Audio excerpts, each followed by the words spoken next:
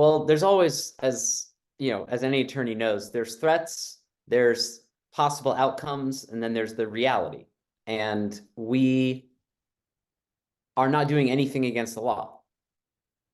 So there's what is operating here is fear. The message of fear that is coming from lawmakers, that's coming from the rise and the tide of Christian nationalism, however you want to call it, is effective, and it is making people afraid.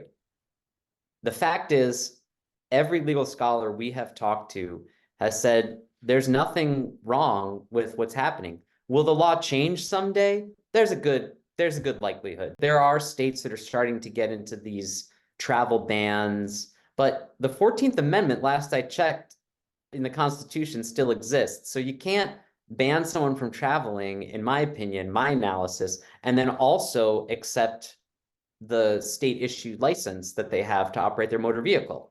There are ways that this nation exists as a republic, that exists in its foundational principles, that militate against these kinds of laws. Now, any attorney will tell you, if you have to depend on a few judges in robes somewhere at a bench for as the last line of defense, there's probably something wrong in your society in the first place. And one of the beautiful things we're seeing nationwide right now is when this question is being put to people of faith, or just civic people at all, to decide how they want their healthcare to be administered, how they want their access to be available, it's overwhelmingly passing all the time.